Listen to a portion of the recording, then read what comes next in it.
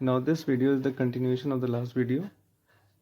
In the last video we have discussed, suppose any company like Reliance wants to start any new company, any new branch, and for that that company requires 500 crores, and here the company had 200 crores of rupees, and therefore the company takes the permission from the government, and the government allows the company can borrow that 300 crores of rupees from the public in the form of public issue.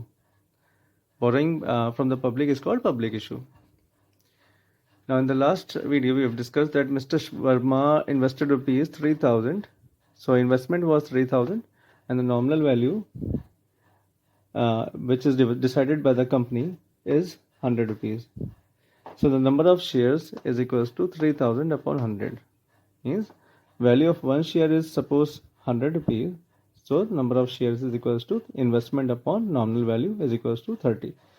So till here we have discussed in the last video that Mr. Sharma invested 30 shares in the company.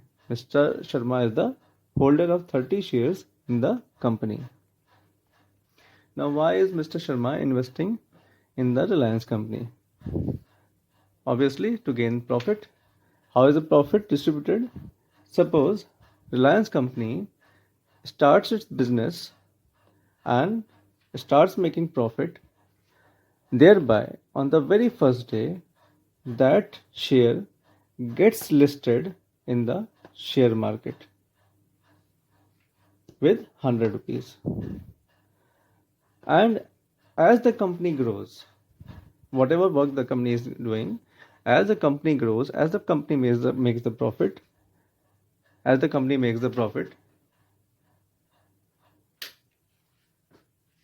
thereby the value of the nominal value of NV, the nominal value increases as the company grows, as the company makes profit. Thereby this value of one share increases. Maybe on the same day it's increased to 109 rupees. The value of 100 increases to 109 rupees. Suppose after 2 months it goes on increasing and increasing and increasing. Someday it decreases also, someday it increases also. We are checking after 2 months. We are checking the value after 2 months. Suppose after 2 months the value becomes rupees 150. The value, the nominal value, which was rupees 100, now converts into 150 due to the profit made by the company in these 2 months. So after listing in the share market, whatever value, whether 109, whether 120 or 21, 150, all these values will be termed as market value. This MV is the market value. Clear? Now after this value 150 rupees, suppose Mr. Sharma wants his money back, doesn't want to continue with an investment. Suppose he requires some amount, he wants to purchase some article or whatever. Suppose Mr. Sharma wants to sell this 30 shares of this Reliance company. So how much amount will he get? Because today the value is 150. So obviously he will get the value of one share to be 150. So whatever value Mr. Sharma will receive, that is called sale proceed. Nominal value was 100, market value was 150, becomes 150, number of share for 30 rupees. So the sale proceed or whatever amount Mr. Sharma will receive will become 150 into, because the value of one share has become 150 rupees and the number of share was 30. So this amount Mr. Sharma will receive. Originally he invested 3000 rupees. Now he is getting 4500. So 1500 he is getting profit. Now he will sell this 30 shares at this rate to whom? He will sell this 30 share at the rate of 150 to another investor Where? In the share market itself. Now, why will another person invest at this higher rate?